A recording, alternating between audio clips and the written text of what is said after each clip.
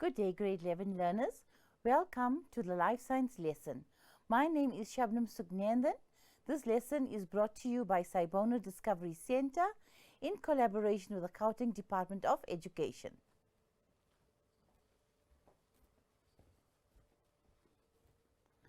So today, learners, we are going to look at the new topic called cellular respiration. Now, with respiration, many learners or many people are actually confused with the words respiration, breathing, and gases exchange. They do not mean the same thing, right? So remember, when we're talking about respiration, we are actually talking about the mechanism or the process that generates energy in the body. So basically, when you talk about respiration, you talk about energy generation. Right, so that is going to be our focus today. So remember now, before we go into the actual topic of respiration, let us just first get a preview of what respiration is needed for. All living things, remember, require energy to live, okay? We need some important terminology that you're going to learn about during the process of respiration. The first word is metabolism. Right, you must have heard that people I have a high metabolic rate, she has a low metabolic rate. So what exactly is metabolism? Remember, metabolism is a chemical process, okay? You're going to see enzymes involved. You learned about enzymes in grade 10. It's a chemical process because enzymes are involved, right? And this process occurs in organisms. That means it occurs in something that is living. An organism is always living. So it's a chemical process in organisms controlled by enzymes. Do you remember what an enzyme is? It's a catalyst to bring about a reaction. Now, the other word is catabolic. Catabolic means a metabolic in which complex molecules are broken down into simple ones to release energy. So whenever you talk about a catabolic process, it's the breaking down process. Okay, your breakdown of energy, breakdown of a certain component to release energy. Then you have anabolic. The word anabolic means the synthesis, or you find the building up. So another word for synthesis is the building up of more complex substances from simple molecules. Okay, so you're going to get, for example, if you take a little train and every coach, you join the coaches together, each coach is a simple unit, and then all the simple units will join together to give you a longer chain. So we call these simple units, or simple molecules, we call them monomers, which you will need to know in grade 12. And then the whole thing, so all these monomers are building blocks from a long chain called a polymer.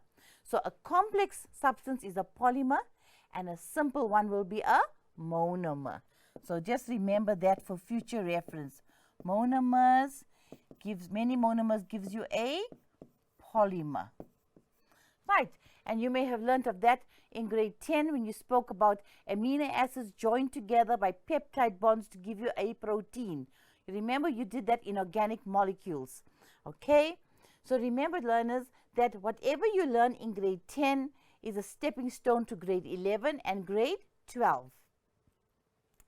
Now, why is energy important? What do we say?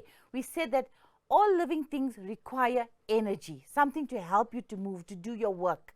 Okay, and remember, this energy that is released is brought about by two processes, an anabolic process and a catabolic process. And what is metabolism? Metabolism is a building up and breaking down of molecules in the body, okay, to release energy. Now, why is energy important? Energy is used by organisms in various ways, okay? We need energy in various ways. The most important thing an organism needs energy for is one, its growth, where you grow from a little fetus inside the womb of the mother, sorry, to a little baby, and then to a toddler, and then to a teenager, and to an adult.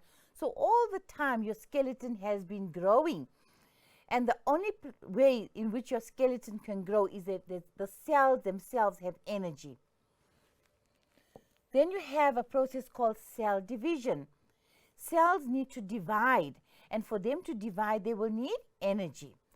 You also need energy to move. If you are pushing a trolley in the shopping mall, right, if you are moving bricks, you need energy to do that. And what process gives you that energy? You will see it's called respiration. Transport of substances. Where do you need energy? You don't talk about the transport of a truck transporting goods, but even for that they need energy in the form of fuel. But our body also transports substances. Remember, the blood forms part of the circulatory system. Substances are circulating, being transported from the heart to the organs. And for that mechanism of transport, we need energy. Then we have active transport.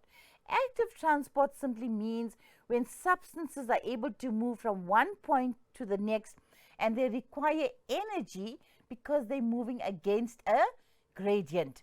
All right? So you're going to learn, for example, how can, let's say, the fatty acids and the glycerol can simply move from your intestine into the blood. But fatty acids, because it's fat, it needs something else to help it to be transported into the blood vessel. You will learn about that later when you're doing nutrition. But that is active because it requires energy. Now let's look at the actual process of respiration. It is not just called respiration, but cellular respiration. Remember, the focus is cell because it occurs within a cell.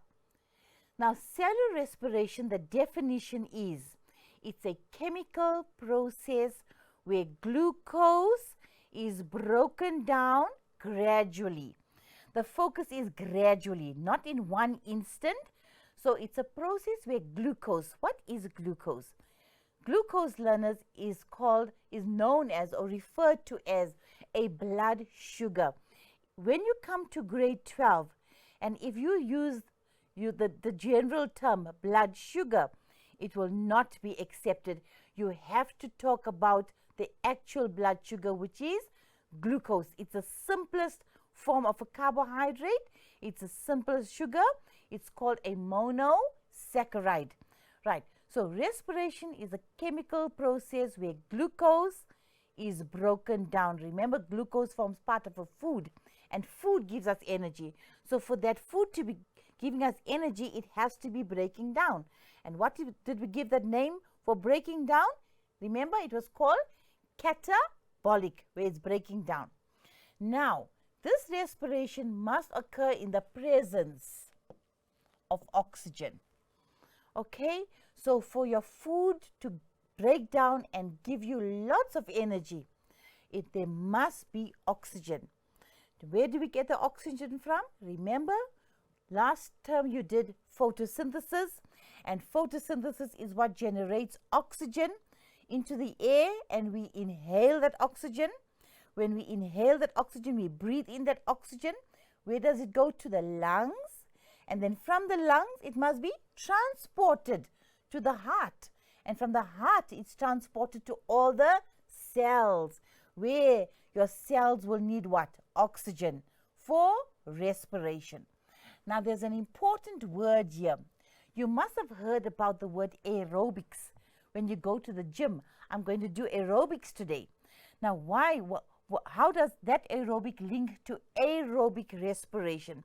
Remember, you cannot exercise and have full energy to jump around and to do all those dancing exercises, right? You can't have that energy if you don't breathe properly. Your breathing has to be perfect, taking in enough oxygen so that your muscles can generate a lot of energy for you to actually do the exercise. So aerobic means the presence of oxygen to break down glucose to give you energy. Okay, so that is called aerobic respiration. Now, sometimes organisms are able to respire, right, in the absence of oxygen. And that is called now anaerobic respiration. No oxygen, absence of oxygen, or too little oxygen, then that kind of respiration is called anaerobic. It also releases energy, but very little. So what did we learn about in this slide? We learned one thing, that respiration is a chemical process. What does it do? It breaks down glucose slowly or gradually to give us energy. There's two types of respiration. What are they called? Aerobic and anaerobic. Aerobic needs oxygen to generate lots of energy.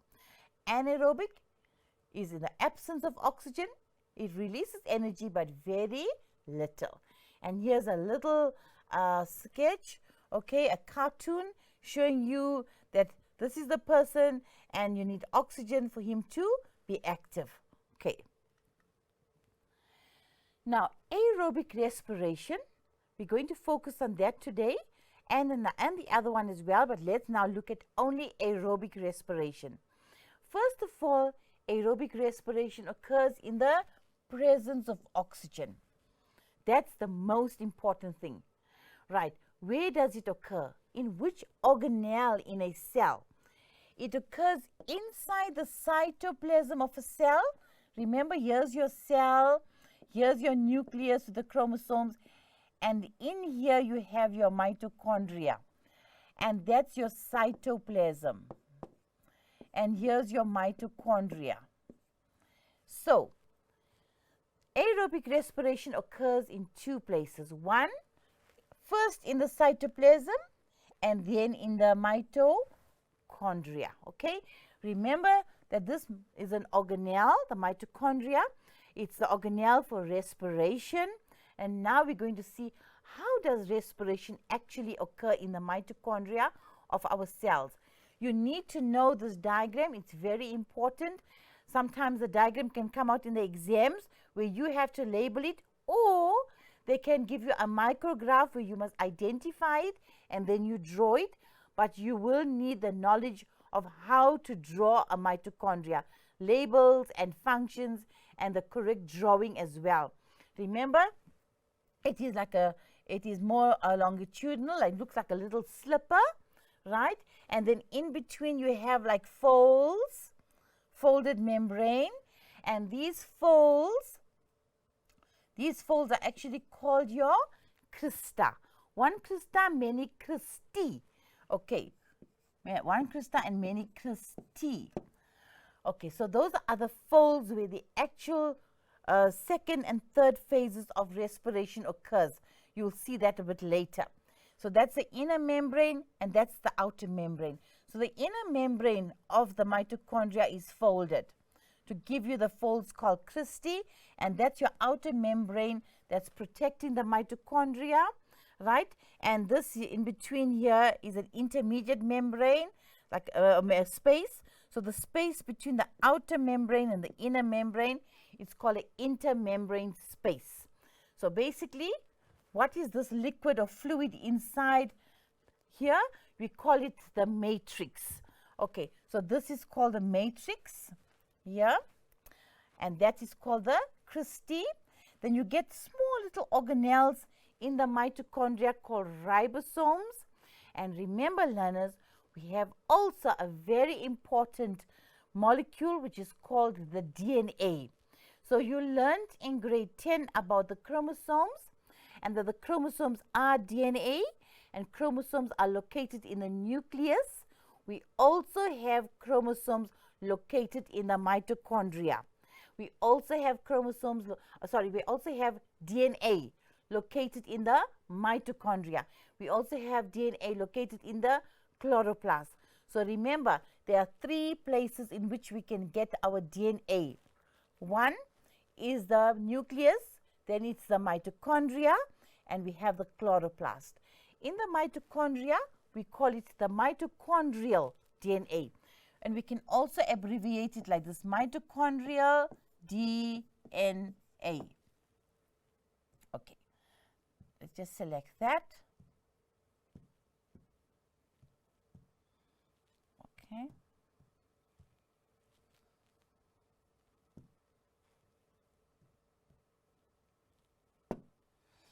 Right. So now let's go to the next slide. And here you can see now aerobic respiration. Let us now look at the raw materials and let us look at the products of aerobic respiration. The requirements for the process of aerobic respiration are oxygen and glucose, and the byproducts released are carbon dioxide, water, as well as ATP energy. Let us look at the schematic representation to show you the raw materials and the products. So learners, you need to know that for glucose, the formula here is C6H12O6. That is glucose. How do we get the glucose again? We get glucose by eating food. Remember, you may say, but I didn't eat glucose today. But if you had bread or rice, right? Remember, or pasta or pap, that means somehow you had carbohydrates which contains glucose. So here you're having your glucose molecules, and they are C6H12O6. And then you're having your oxygen, which is actually showing you your O2.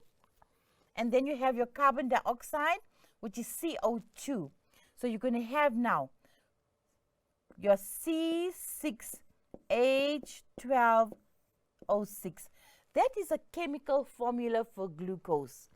Plus we need what? Oxygen. And the formula for oxygen is O2. That is going to give you now what? That is going to give you your, you're going to release, sorry, it's going to release now CO2, which is the formula for carbon dioxide, plus water, plus energy in the form of ATP. So here, learners, you have a formula. These are what? These are the raw materials. Okay? Needed for respiration. And these are your byproducts of respiration. But which respiration? Because there's oxygen here. Here's your oxygen. We speak about aerobic respiration. So glucose plus oxygen, when it's broken down in the mitochondria, it's going to release CO2, which is the gas we exhale. It's going to release water. When you breathe against a window pane, remember on a cold day, what do you see? Water vapor. That water vapor is a product, a byproduct of respiration occurring in your cells. And the fact that you can walk around and move, it means it's energy. So ATP is actually what? An energy molecule. That is the purpose of respiration. To use glucose, break it down fully in the presence of oxygen, to release carbon dioxide, to yield water, and to give you energy in the form of ATP. This is the energy that we use to do work. Remember, a car uses BP for fuel to give that car energy to move. We do not use BP. We are using ATP. That's our energy. So the fact that you can pick up your bag and wake up to brush your teeth and go to school, all that little things that you do, all those chores that you do require energy. It means your cells are busy respiring. They're busy taking your glucose, food that you ate in the form of glucose, breaking it down, using the oxygen you're breathing every minute of your life, taking the oxygen and then breaking it down. And as long as you are breathing, exhaling CO2, it means respiration is occurring. As long as you are having some form of water in your body, breathing out water vapor against the window pane, water vapor is being released. And ATP is the energy. So basically, without respiration, we wouldn't be alive.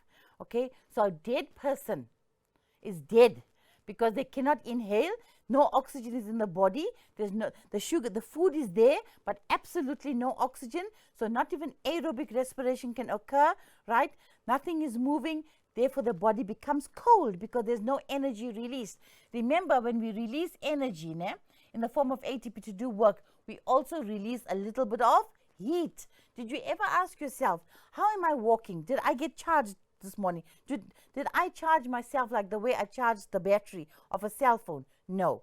Did I go and fill up at the petrol station to get energy? No. So how do you get your energy? You get it from the breakdown of glucose using oxygen to get maximum energy output for you to do your work. And what is that respiration called that gives you energy every day for you to grow, to move, to transport substances in your blood actively? We call that process what? Aerobic respiration. Right, so let's look again now here. This aerobic respiration, children, which occurs in the cytoplasm and mitochondria, occurs in 3 stages. So now, let me just quickly revise what we did. We said respiration is cellular. It occurs in the cell. Where in the cell? Cytoplasm and mitochondria. We looked at the mitochondria, okay? And then, what did we say? That there's 2 forms of respiration. Aerobic occurs in the presence of oxygen, giving you lots of energy.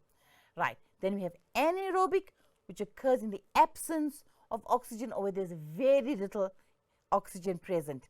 Right. Then we said now we're going to look at aerobic respiration, the formula. Remember?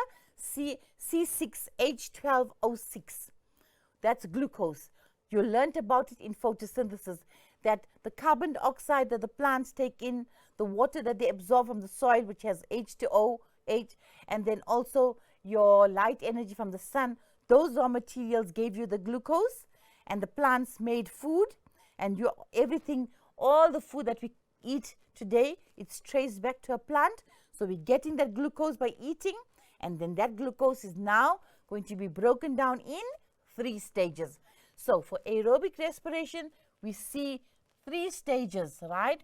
3 stages in which respiration occurs. You need to know this for the exams, that respiration, you find, has 3 steps. The first step is called glycolysis. Glycolysis. The word lysis means breaking down. Breaking down of glyco. Glyco comes from the word glucose. Okay, glycogen, glucose. You learn about that many molecules of glucose can form glycogen. So when you break down glucose, that's the first step. It occurs where? In the cytoplasm. So the first stage or the first step or stage, right, of aerobic respiration is called glycolysis. The second step is called the Krebs cycle. This stage actually occurs inside the mitochondria. So whatever products you get from glycolysis, it's going to now go into the second stage, Krebs cycle. And then from the Krebs cycle, you go to the third stage, and that is called oxidative phosphorylation. It's a long term, but remember, learners, the more often you revise your work, these terms will become simple. If you don't revise your work and you look at it once, you will not remember. Remember that if you don't have to actually dial your, look at a number to dial your friend's phone. Because if you do it every day and you know the number, you don't have to look at the diary every time in the phone book to see what's the number. You will know it off. Why? Because you're doing it every day. So the more you revise your work, these terms become understandable to you, and you will remember them even for the exams. So remember, revise with understanding. Glycolysis takes place in the cytoplasm. Krebs cycle inside the mitochondria. Oxidative phosphorylation inside the mitochondria. Now this oxidative, can you see the word oxy? It comes from the word oxygen. So oxygen plays a very important role in the third stage. And if we don't have oxygen, we won't go to the second and third stage. So if, for example, the person is breathing in oxygen very slowly, he's having a breathing problem, he cannot breathe in enough oxygen, the glucose in the cells will only be broken down and restricted to the first step. And then little energy will be produced. That is why when people had COVID, They couldn't move. They had no energy because there was not enough oxygen for their mitochondria to break down the food that they were eating to go into step 2 and 3. So they were feeling very lame because there wasn't enough oxygen in their body. So remember, if there's not enough oxygen, you find that glycolysis will be restricted only to that one stage. And there is oxygen, you go to step 2 and step 3. All right? And then phosphorylation. What's phosphorylation? The forming of energy, forming of maximum energy. All right. Now let's look at stage 1 of respiration. Glycolysis. Glycolysis, breaking down of glucose in the first stage. Right. It takes place in the cytoplasm. No oxygen is required during this stage. So, although you may not have enough oxygen, or you can have plenty oxygen, the first step of respiration always occurs, whether it's aerobic or whether it's anaerobic. Glycolysis is common to both the kinds of respiration, right? So it takes place in the cytoplasm. You don't really need oxygen for it, but it will still take place. Glucose is broken down into smaller molecules, right? Releasing a small amount of energy. What is the energy molecule called? ATP. And you'll see in glycolysis, only 2 ATPs are released, right? It releases high energy hydrogen ions. That means when glucose is broken down, what is released? It's ATP and hydrogen.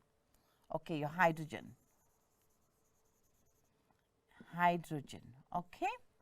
Those are the 2 molecules that are released when we break down glucose, ATP and hydrogen in this first stage, right? Here we can see a schematic representation of glycolysis. That glucose, which is C6H12O6, it's going to give you what? Eventually, it's going to give you 2 ATPs, and also hydrogens will be released. And then at the end of glycolysis, you're going to get now from your glucose molecule, from your C6H12O6, it's going to be broken down into 2 3-carbon molecules, which is called pyruvate. Pyruvate, okay, or we can call it pyruvic acid. So, what's the main summary of glycolysis? It's a stage common to both aerobic and anaerobic. Glucose is broken down. No oxygen is required. Energy is released in the form of ATP. How many ATPs? 2. And what else? Hydrogen is removed from the glucose. Remember the C6H12O6. That H, that one is removed, okay, and released. And it's going to be carried by a hydrogen acceptor called NAD. NAD is a hydrogen acceptor. It will carry the hydrogen, right, and accept the hydrogen temporarily until the whole glucose is broken down. And then ATP is released here, okay. Now we go to, if there is sufficient oxygen, plenty oxygen, then your 2-pyruvic acid, which is the product of glycolysis, will now enter the Krebs cycle. Here you can see a schematic representation that the 2 molecules from glycolysis, what are those 2 molecules called? Pyruvic acid. Pyruvic acid. Or you can also call it pyruvate. That pyruvic acid, each one will undergo the Krebs cycle. Now when? When only there's plenty oxygen. Then this Krebs cycle is going to occur. Now it goes into the mitochondria. So remember we spoke about those folds in the mitochondria here, the cristae. That's where the Krebs cycle takes place. Remember, glycolysis occurs in the cytoplasm. Krebs cycle occurs inside the folds in the cristae of the mitochondria. When? When there's plenty oxygen. So that the 2 molecules from glucose are broken down at the end of glycolysis. They are called pyruvic acid. Each pyruvic acid undergoes a cycle like this, where now the remember that the pyruvic acid is C3, right? Remember glucose was what? C6H12O6. Now it's broken down, okay? And remember, hydrogens were removed. Now you're going to get C3H10, and you're going to get, okay, now you're going to divide that. You're going to have 3 molecules. That means here you're going to have H5. You don't need to know the chemical formulas of these, right? But just to show you that glucose was now broken down into 2 pyruvic acid, which is going to be looking like that, right? Remember, a hydrogen was released in glycolysis and a hydrogen was released in glycolysis. So that 12 minus the 1 and 1 gives you H10, and divide it into 2 molecules of pyruvic acid, C3H5O3, C3H5O3. That is called pyruvate or pyruvic acid, and here is your pyruvic acid. It's going to undergo this cycle. Now this C's and this O's are going to be released as CO2. So in Krebs cycle, enzymes further break down this pyruvic acid to release CO2. 2 CO2s are released there, and more CO2s are released, and more hydrogens are released, and the hydrogens are accepted by a hydrogen acceptor called NADH. So in Krebs cycle, what must you remember? It occurs in the mitochondria. It occurs in the cristae of the mitochondria. It can only happen when there's plenty of oxygen. And what happens? Each pyruvic acid undergoes a process whereby it's further broken down by enzymes to release hydrogens and to release CO2. So the pyruvic acid is breaking down. Your carbons and your hydrogens are broken down and released, okay, into the cell. And now your hydrogens are going to be accepted by who? A hydrogen acceptor called NAD, okay? This oxygen and that C forms your CO2. They're going to be released like that, eventually get into the blood and get to the blood to the heart and pumped to the lungs where you exhale that CO2, right? And then in the process of actually releasing your hydrogens and your CO2, energy is also released. Energy is released to ADP. ADP is an energy acceptor, and then it accepts the energy to form ATP. ATP is an energy donor now. It's full of energy. It's rich enough with energy. It will be able to donate the energy to your cell to do work. So here is the actual products of Krebs cycle is CO2, hydrogen, and ATP. So what's the new one here?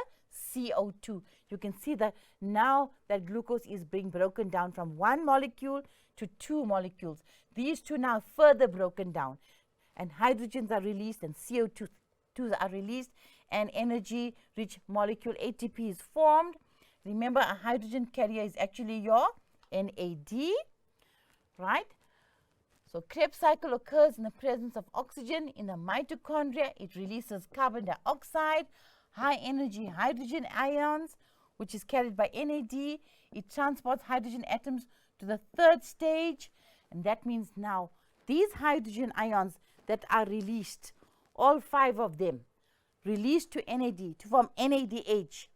Now, they must now take that hydrogen and go into the 3rd stage. And what did we say the 3rd stage is? Your oxidative phosphorylation. So, oxidative phosphorylation is the 3rd step that occurs in the mitochondria, and it must happen if there's plenty oxygen. So, stage 2 and stage 3 must occur in the mitochondria in the presence of oxygen. It passes high energy hydrogen ions or atoms, right, from one hydrogen carrier to the next.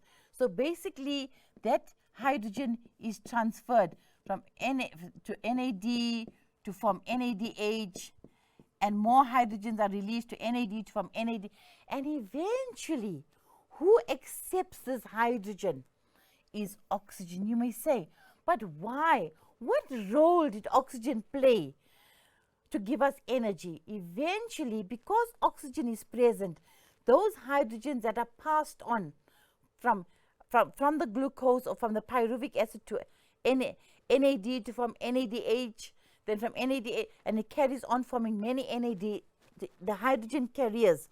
Eventually, the hydrogen will be passed on to oxygen. And you can see if oxygen accepts the hydrogen, it's going to form what? Water. So, the product of respiration called water is formed in the third stage of respiration called oxidative, because oxygen is present, phosphorylation, because as all the hydrogens were removed from that pyruvic acid, all the hydrogens were removed, all 10 of them now. Eventually, as they removed, they were releasing energy. And in oxidative phosphorylation, actually 36 ATPs are formed. So 2 from glycolysis and 36 from oxidative, giving you a total of 38 ATPs per glucose molecule. So from one glucose molecule, you're going to get 38 ATPs. How come? Because as the glucose is breaking down, the C's are removed, the O's are removed, the H is removed, and eventually the H is going to be carried by oxygen to form water. And as the hydrogens were removed, those bonds that form the bonds in between the carbon, hydrogen, and oxygen of a glucose, those bonds have energy locked. But as the hydrogens are removed and the glucose is breaking down, that energy cannot be wasted. It's converted from one form to the next. Do you remember the law of conservation of energy? Energy cannot be destroyed, but converted from one form to the other. So in this way, that energy that's locked between your carbon, hydrogen, and oxygen, that energy is released to ADP to form ATP. So we're going to have 38 molecules from the breakdown of one glucose in the presence of oxygen. But in the absence of oxygen, you're going to only have 2 ATPs, because that's the only 2 released during glycolysis, and it stops there if there's no oxygen. If oxygen is present, stage 1 occurs, stage 2 occurs, and stage 3 occurs. And that's where you're going to get lots and lots of energy that's being released. Remember, oxidative phosphorylation uses released energy. That means your energy is released to combine a phosphate molecule to an ADP to form ATP, and that's called phosphorylation. So as hydrogens are released from the glucose molecule, as the hydrogen bonds are broken, energy is released in the form of a phosphate to an energy acceptor called ADP to form ATP. So the formation of energy in the form of phosphates is called phosphorylation. And oxidative means it's coming from oxygen. Oxygen has to be present for phosphorylation to occur, for energy to form. Right. We can represent the formation of energy in this formula. ADP, which is adenosine diphosphate, plus a phosphate, which is the energy molecule, gives you adenosine triphosphate, which is ATP. That's the molecule of energy we need to do work to grow, for cell division, etc. Oxygen acts as a final hydrogen acceptor. This will always be asked in the exams, in your multiple choice. What is the final hydrogen acceptor in respiration? It's going to be oxygen, right? And if this process occurs, what type of respiration will it be? It will be aerobic.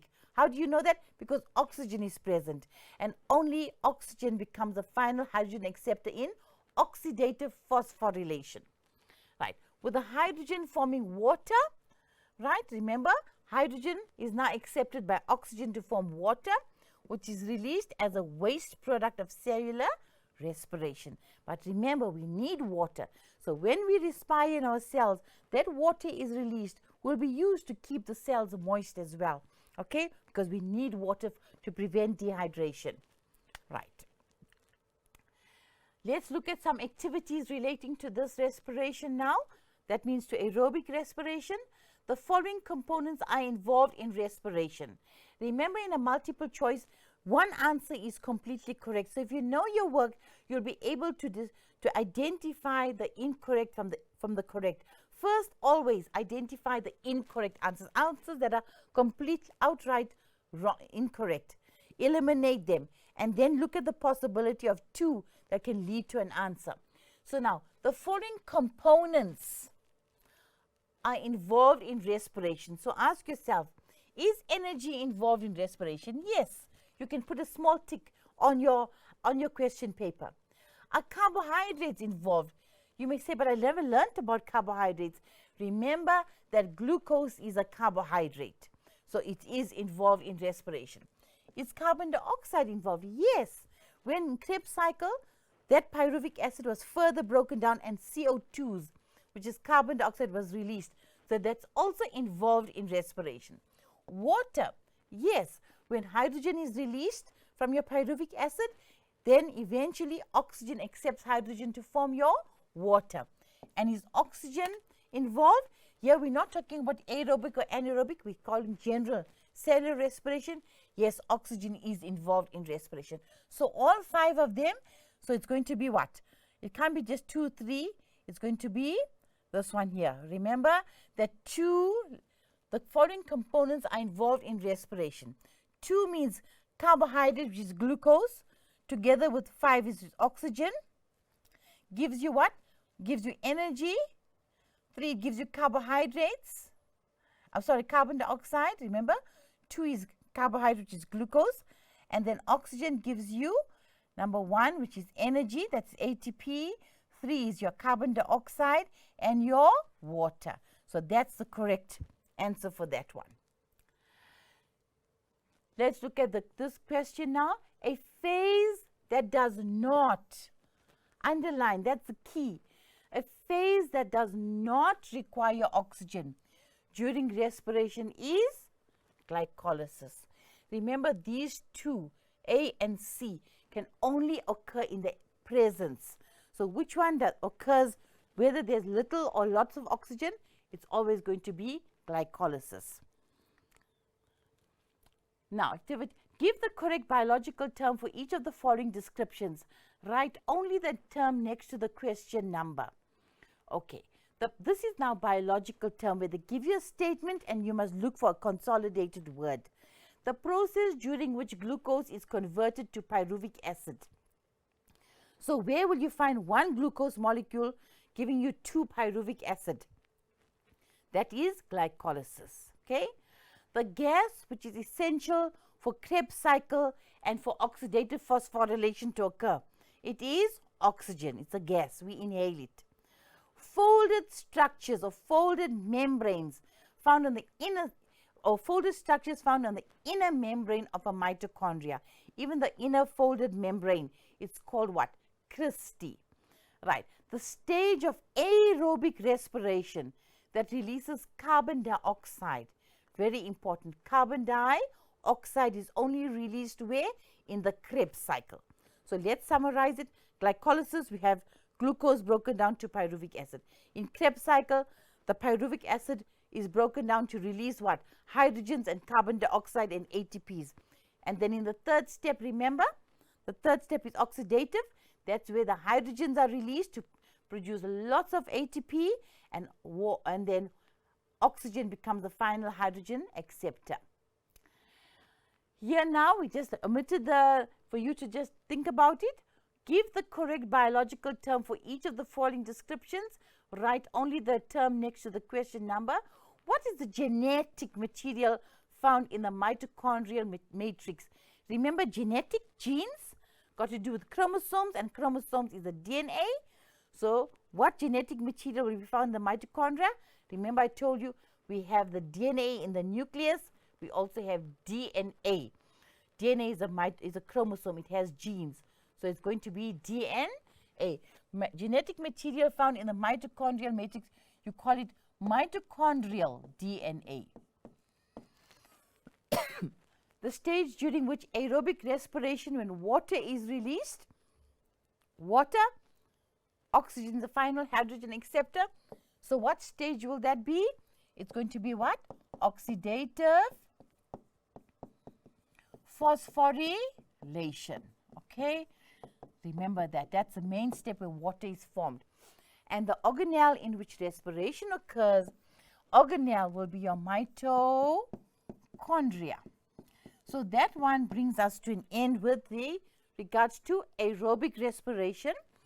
Just to look at the mitochondria itself again, please learn how to draw the diagram of the mitochondria. Learn all the labels. Matrix is the fluid, inner membrane is the cristae, outer membrane, and remember to draw those folds as well, which is representative of the cristae. Do not confuse the diagram of the mitochondria with the chloroplast. Now we're looking at anaerobic respiration. Remember, now we dealt with aerobic, where oxygen is required. There were 3 stages: glycolysis, Krebs cycle, and oxidative. And we indicated that if there is not enough oxygen or too little oxygen, only glycolysis will occur. Only the first step will occur. And that is called anaerobic. So anaerobic respiration takes place without oxygen being present. It occurs for a short time because it's only one step involved in respiration. There isn't enough oxygen, okay? So there won't be step 2 and 3. It occurs for a short period of time, mainly during physical exercise. So remember, if you are running and you don't breathe in enough oxygen, then your muscles will turn that pyruvic acid into lactic acid. And then your muscles are only going to undergo anaerobic respiration. So you can see that these people are exercising, but if they don't have enough oxygen, their muscles will actually break down glucose for a short time, right? And it's going to produce less ATP, and they're going to get a lot of muscle cramps. So when athletes fall down and have cramps in their muscles, it means the glucose in their muscle cells was only broken down by glycolysis, and that's it, into pyruvic acid, okay? Anaerobic respiration in animals. Remember, animals are humans. We form part of the animal kingdom.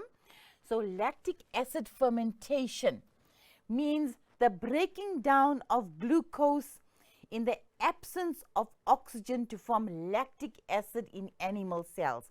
So we are regarded as animals, and if we are exercising or doing strenuous exercise, but the amount of oxygen we're inhaling is very little, then our muscle cells will undergo what we call lactic acid fermentation, right? It occurs in muscles during intense exercise, enables glycolysis in the cytoplasm of animal cells, right? So this is anaerobic respiration. The person is trying to do a lot of exercise, but he cannot cope because his muscles are not generating enough energy. Why? He's not breathing enough oxygen in. So because there's little oxygen, his pyruvic acid will be converted into lactic acid and cause severe muscle cramps. But should he start inhaling oxygen once again and oxygen becomes available, that lactic acid can go back into pyruvic acid and go into step 2 and 3 to give him a lot of energy. So anaerobic respiration results in the accumulation of lactic acid, causing the muscles to become tired and painful. So remember, if you were not exercising for a long time and decide, today I'm going to the gym or I'm just going to run, the next day your muscles will be aching. They'll be aching because suddenly when your muscles were working and there wasn't enough oxygen, that pyruvic acid that broke down from glucose becomes lactic acid, and it causes your muscles to become very, very painful. But if you breathe in enough oxygen, after that, you find then that lactic acid will go back into pyruvic acid, release that hydrogen, go back into pyruvic acid, and go into step 2, glycolysis and oxidative, and all that pyruvic acid will be fully broken down and give you lots of ATP. So anaerobic only produces a small amount of ATP. Can you see how this guy is struggling to do his exercise because so little energy is being released. The lactic acid can be converted to pyruvic acid when the muscles receive oxygen. So you find it may happen for a day, but if you breathe in very well, the pain will slowly go away, because now the acid goes back to pyruvic acid and goes into Krebs cycle and oxidative phosphorylation to give the muscle cells enough energy. And then you find my muscles are now fine. I no more get that pain because now you're breathing well. Anaerobic respiration in plants. So in animals, if you don't take in enough oxygen, there's only glycolysis will result in what? Lactic. In animals, it will form lactic acid. But if there is not enough oxygen in plants, but you'll say, but plants give us oxygen. How can a plant have anaerobic respiration?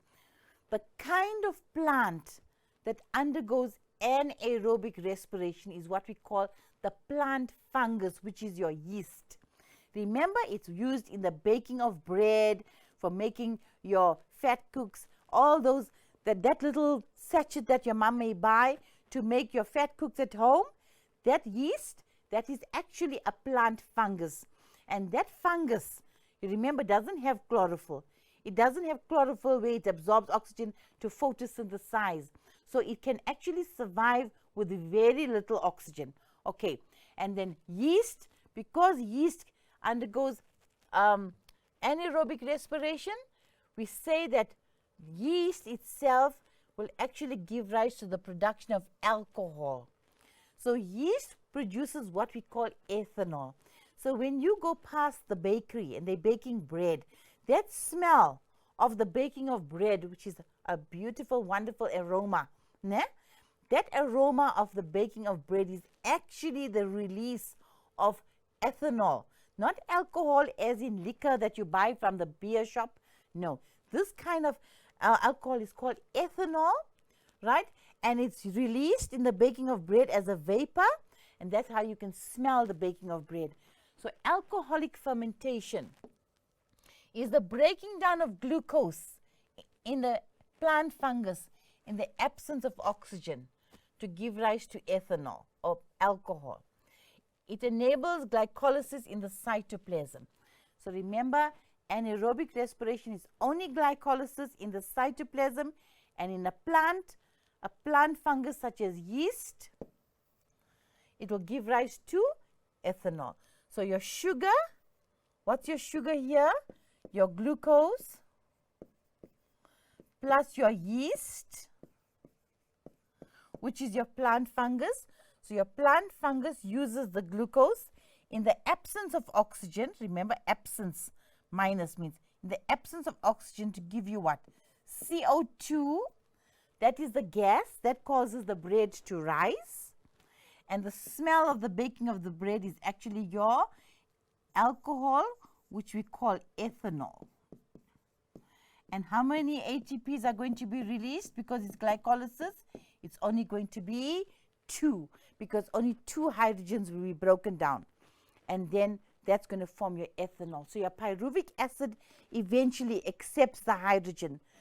So children, just remember that when you have little oxygen, it's anaerobic, and then your pyruvic acid will form, né? But it won't be able to go into stage 2 and 3. No Krebs, no oxidative. So the hydrogen that was released from glucose, it will eventually go back to pyruvic acid, and it's going to form ethanol in plants. And in animals, the pyruvic acid accepts the hydrogen, and what is it going to form in animals? It's going to form lactic acid. So glycolysis, pyruvic acid is the final hydrogen acceptor to form ethanol in plants, to form lactic acid in animals. In animals, the lactic acid will form in the muscles, and in a plant, which plant? It's not all plants undergo aerobic, because plants produce plenty of oxygen. It's only the plant fungus called the yeast. So therefore, humans have taken advantage that yeast can respire without oxygen. And when they do respire and they use sugar, they actually release CO2, which causes the bread to rise. It's like your baking powder, your bicarbonate of soda. It releases CO2. And then when you smell that liquid, it smells like alcohol, and that's the ethanol, and 2-ATP is produced. Anaerobic respiration results in the accumulation of pyruvic acid. Pyruvic acid forms ethanol or alcohol. It releases carbon dioxide. So that's a summary of what we explained in the previous slide. Glucose in the yeast is going to be broken down to give you ATP, which is going to be 2. Né?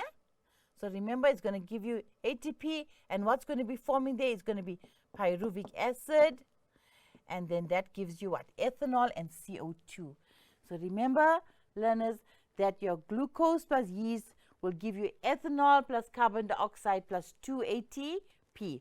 Here's your sugar used by the yeast minus your oxygen gives you carbon dioxide and alcohol. Here's it. It's called ethanol. All right. And that's the process which we use to make beers. All right. They also use it to make beers and wine. So remember, they use yeast. They put sugar. They can also take maybe some fruits like your grapes, and they add yeast to it, and the glucose from the grapes, né? It's closed up in a little barrel. There's no oxygen there, and then the yeast itself will use the sugar from the grapes, and then it's going to turn that whole liquid, and you put water in there to make a solution, and it will turn that water into ethanol, and that's how you get your beers and your wine. And all the bubbles that you see are actually the carbon dioxide bubbles in the champagnes and in the wines. Right. What are the other uses of anaerobic respiration in the industry? Yeast and other fungi, right, respire anaerobically and are used to produce alcoholic beverages such as beer and wine. Yeast cells can also use to cause bread to rise during the baking process. So all bakeries rely on yeast to bake your bread every day. Lots and lots of yeast is used, otherwise your bread cannot rise. The cakes cannot. So you need your yeast to bake bread and rolls. Right. Bacterial cultures can also undergo fermentation to produce a variety of food products. Okay. Now you remember bacteria, which we call germs. Now bacteria, the good bacteria use oxygen. Okay. So the good bacteria actually use oxygen, and you have that bacteria in our intestine, which is called the Escherichia coli. If it's released into the sea and water, it becomes harmful. That's where it becomes very, very harmful. But if that Escherichia coli is restricted to your gut, your intestine, what does it do? It helps to break down the food in your intestine, right, to make it non-toxic. But once it's released out of your system to go into the sea, then it becomes toxic. But that bacteria, for it to survive in your intestine where there's no oxygen, that's anaerobic, right? It helps to break down food. But we also use other bacteria like your lactobacillus, a bacteria which is used in milk. They put it into milk, and that bacteria is able to use the glucose in milk, right, to produce what? Cheese and your yogurts, right? All your different kinds of yogurts and cheese are used by lactobacillus. So remember, fermentation means the breaking down of glucose without oxygen to yield a product such as ethanol, right? Or you can use it to make your cheese. Right. Here you have the uses of anaerobic respiration. So remember that this whole process here is what? Glycolysis. Glycolysis, breaking down of glucose. All right. Glucose is broken down to pyruvate, which is actually your 2 pyruvic acid molecules.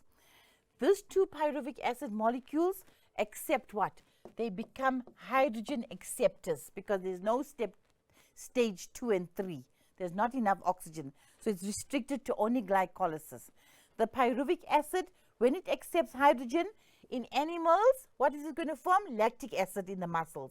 In a plant, like in the yeast, right? In the yeast, which is the plant fungus, you find we can also use bacteria, and the bacteria is the Aspergillus it forms lactic acid and you make soya sauce. The lactobacillus is a bacteria which you add in milk and it forms lactic acid to turn your milk into cheese and to make yogurt, right? You also use Saccharomyces, which is a kind of a yeast, and that yeast will produce what? Ethanol in your beer, in your wines, and it also produces CO2, which causes the bread to rise. The differences between anaerobic and aerobic respiration is always tested in the exam. Remember, they'll say tabulate the difference between aerobic and anaerobic respiration. To tabulate, you must draw a table like a T, and then you must put your two headings. What are they asking me to tabulate? Aerobic and anaerobic. Make sure you write down all the facts for one, and then look at those facts and tabulate the opposite in the same line. So, for example, now, in aerobic, oxygen is required. That's what you know. In aerobic, the products are carbon dioxide and water. Remember, CO2s are released, and although hydrogens are released, but the hydrogens combine with oxygen to give you water. And remember here, what else we have here? Here we have 38 ATPs in aerobic. So it's carbon dioxide plus water plus 38 ATPs. Aerobic respiration occurs in the cytoplasm and the mitochondria, right? Aerobic, large amounts of ATP is released. Remember, large amounts of energy. Here you're giving the products. It's CO2 plus water plus ATP. But here the ATP is quite a lot. Large amounts of ATP energy is released. And glucose is completely broken down because it undergoes 3 stages. Now, looking at the same things what you wrote under one heading, you use that to compare the other one. For example, oxygen is required. You cannot talk about lots of energy being or little energy here. If you talk of oxygen there, you talk of oxygen here. If you talk about where it occurs there, you talk about where it occurs there. So they must correlate. The lines must correlate. Otherwise, you can have all the correct facts here, but if they do not match what you're comparing, you will be marked wrong. Okay, so oxygen is required in aerobic. In anaerobic, oxygen is not required. Products here is carbon dioxide, water, and 38 ATP. Here the products are what? In animals, it's lactic acid and CO2 is released, or it's ethanol and CO2 is released. Né? So here it's actually going to be what? It's going to be in anaerobic, it's lactic acid and CO2 and 2 ATP. Okay? Or it's going to be ethanol and carbon dioxide and 2 ATP. This one, aerobic, occurs in the cytoplasm and mitochondria. Anaerobic occurs only in the cytoplasm. Actually, it occurs only in the cytoplasm. Here, aerobic, large amounts of ATP is released. Anaerobic, small amount of ATP. Or you can even say only 2 ATP is released because it's not fully broken down. Remember here, glucose is only partly broken down. That's why there's only 2 ATPs. Activity 1. Study the following extract. Now you need to look at the extract, read with understanding, because some of the questions will be based on what's written in the extract. Many food and beverage industries, beverage means the things that you would drink, right? Beverages, tea, coffee, cold drinks, wine, beers, all that forms under your beverages. So many food and beverage industries are entirely dependent on the fermentation process. What's a fermentation process? The anaerobic respiration process to manufacture their products. Some of the products manufactured are being distributed and sold locally, while others are exported to foreign countries. So we rely on anaerobic respiration to produce certain food products which can be used within that country or even exported. Name one food or beverage product which makes use of the fermentation process in its manufacture. So what food do we rely on fermentation? So what food can be manufactured using your fermentation or your anaerobic process? The food that's manufactured or the beverage is what? cheese and yogurt are foods.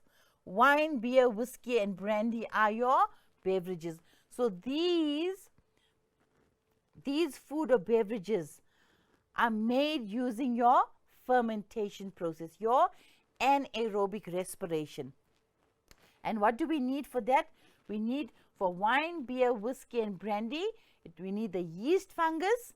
And for the cheese and yogurt, we need your bacteria to undergo anaerobic respiration to produce cheese and yogurt. And we need your plant fungus, which is your yeast, to produce your wine, beer, whiskey, and brandy. But what is the main raw material? It is glucose. Right. Now, many food, the same extract again, a different question. Explain one way in which the production of foods and beverages made by fermentation. Please, learners, remember, fermentation means what? Anaerobic respiration. Explain one way in which the production of foods and beverages made by fermentation benefit the South African economy. So these products that's made by alcoholic fermentation or by your fermentation in the plant fungus, your anaerobic respiration, how does those products using anaerobic respiration benefit the economy? The economy means monetary gain, money, tax. Okay, first of all, if they say explain, it means we must give a cause and effect. So if you state one thing, give a reason why you stated it. So how will it benefit? Products are exported, so how will it benefit the economy? It earns foreign exchange. So if we export the cheese that we make, the Gouda cheese, your different yogurts, you export it to different countries, the countries are in return going to give you foreign currency. So the products are exported and our country will earn foreign exchange. Jobs are created because now you are having, for example, your clover, which manufactures your cheese and your yogurts, right? And you find jobs are created and therefore reduces unemployment. So now you're creating jobs. The economy is going to thrive because jobs are created. People will have money. They can buy. You see, so the economy improves. So now you're not having unemployed people. There will be less crime. So the economy is going to improve. So jobs are created. Company profit increases. Now you're having Clover and all your other, your SAB, South African breweries. Okay, their profits are going to increase and therefore the government is going to get more taxes. So because you're having South African brewery, you're having your Clovers that manufactures your cheese and yogurt, they're companies, they're going to generate money and that money must be paid to your SAS. So therefore it contributes to the economy. So remember, exporting gets foreign exchange. Jobs are created because we need people to work the machines, to produce the cheese and things like that. And then company profits as well. Same extract again, different question. Describe how yeast benefits from the fermentation process. So yeast is a plant. And how is the plant going to benefit from alcohol fermentation? Remember that when the yeast is undergoing this process, it's also going to get some energy in the form of ATP. Remember, the yeast cells will also need to grow. And for growth, you need energy. So by breaking down glucose just to your pyruvic acid, they are going to be getting the energy. You can have glucose, but for it to get energy from the glucose, it has to be broken down. So it's broken down to pyruvic acid and 2 ATPs will be released. Here is a new activity now. Here is what we call an investigation. A baker is testing a new recipe in order to bake the perfect loaf of bread. So a baker wants to bake bread, but now he's using an investigation. The two main ingredients in the bread dough are flour and yeast, okay? There's flour and yeast. She divides, remember flour is a carbohydrate. It's got glucose in it. So she divides the dough into 3 equal parts and subjects the loaves to different treatments before baking. So she gives 3 different treatments before baking, but remember, the dough was equally divided. So that is what we call validity. The dough size was the same. She used the same ingredients. That means she was fair in her investigation. Same ingredients, dough was equally divided. Né? But what she did before baking, she gave them 3 different treatments. In loaf A, she immediately bakes the bread. So she made the dough, put it into the pan and immediately baked it. She didn't give it any time to rise. Right. Then in loaf B, the minute she put the dough into the pan, right, she covered it with a damp cloth and left it in the warm place for an hour before baking it. So during that time now, she gave this one damp cloth which keeps it moist, and an hour before baking it. And loaf C, just as loaf C, right, she covers the dough with a damp cloth and then she leaves it in the fridge for an hour. So remember here, the minute she made the dough, she baked it immediately. No time for the dough to rise. This one, she put the dough, gave it an hour for it to rise and kept it in a warm place. And the C, she put the dough into the pan and then she left it for an hour and put it into the fridge. Right, so she gave 3 different treatments to the bread after she baked it, after she actually made the dough. So the same question, right? And then the question is now the same investigation, different question. Formulate a hypothesis for this investigation. What was she trying to do? The bread dough will rise better in warm conditions than in cold conditions. So what was her investigation? Let's go back to that again. You see, here's your dough. She divided it, but because she gave them 3 different treatments, what was she trying to see? She was trying to see in which environment will the dough rise more. Can you see? She looked at the results, and what is this one didn't rise much, this one rose the most, that one didn't, that one rose but not so much. So she's looking at the results. The rising of the dough was the results. We call that the dependent variable. Okay, now let's look at this question. Formulate a hypothesis. The bread dough will rise better in warm conditions than in cold conditions.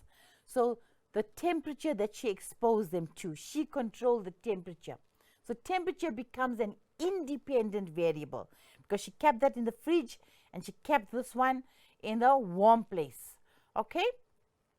And the other one, she didn't give it any chance. She quickly put it into the oven. An oven has a very high temperature. So remember, hypothesis means you must have 2 variables. What you're investigating. One variable that you control and what is the result.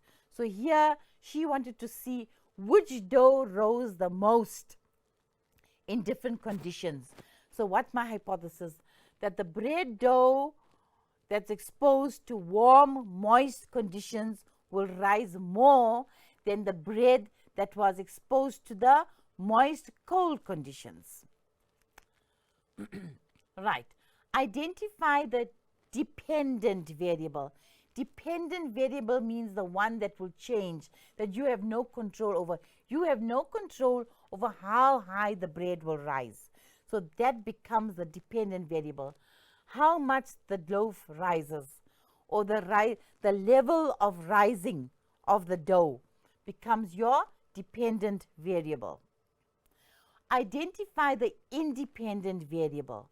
It was the temperature. She exposed them. She controlled the temperature. So temperature is the independent variable. It's on your x-axis. Right. Then identify one control variable. Control variable means what did she try to keep the same? Right? The control variable. She gave each of the doughs the time allowed for the dough to rise. So each one was put into the oven for the same amount of time. Put into the oven, same amount of time. So time allowed for the dough to rise, maybe say 30 minutes. The amount of dough she put into each pan was the same. And the ingredients that she used, flour and yeast, was the same. So the ingredients that she used was the same. She didn't put, for example, in one eggs and the other one flour and in the other one yeast, and she kept the ingredients the same. That was control. The time allowed for the dough to rise was the same, and the amount of dough was the same.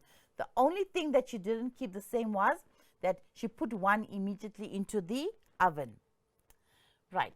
Which loaf do you consider to be the control for the experiment, and give a reason for your answer? It was A, where she baked it immediately. That means she never kept it in a warm or a cold. She just baked it immediately. So A was the control because it was baked immediately.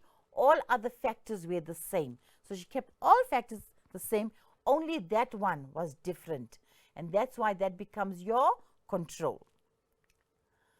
Okay, the next is the same activity, same question, same investigation, different question.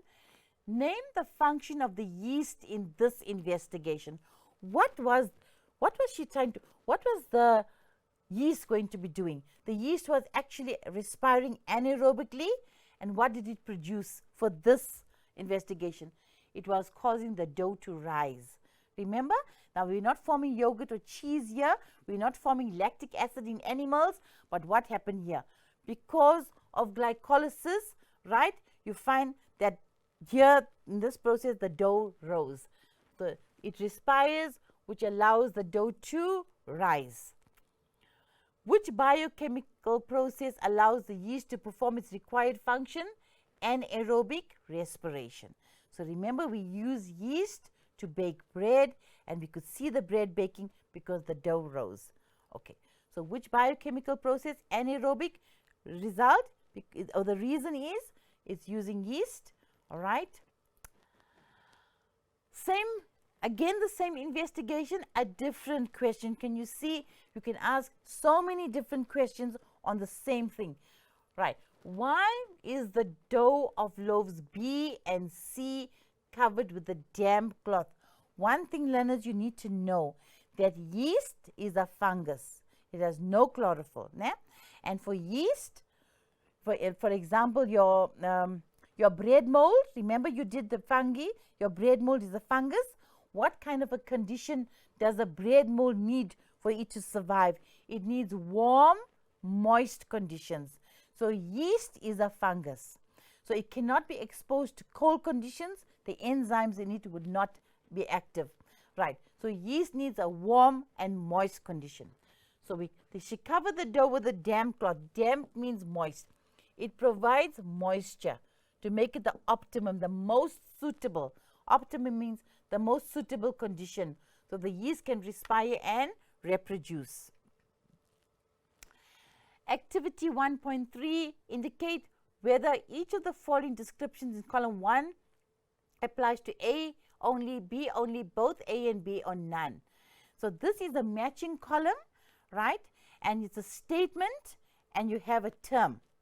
So you got to look at the stem in that column 1 will actually lead to the answer in column 2. The end products of anaerobic respiration in humans. End product, number 1, anaerobic, which means there's no oxygen, and humans means in animals. So you know we can only form lactic acid in animal cells, in muscle cells, which are animal cells. We don't form ethanol, right? So the answer will be what? A only. A product, now we're looking at product of respiration, which supplies energy for metabolic reactions. Now, oxygen, we need it for respiration, but it's not a product for metabolic reactions. It's not going to give us energy. But the product that supplies energy will be ATP, because ATP is what? An energy donor. It donates energy to cells, and that's what they need. It's a product of respiration that supplies energy, so that's the focus, and that leads to the answer. Remember, oxygen is a final hydrogen acceptor, and it will only occur in aerobic respiration. So ATP is the correct answer.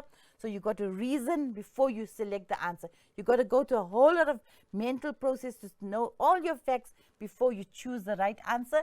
And remember, in matching columns, for each point you get 2 marks. So you can score your marks. You can get 6.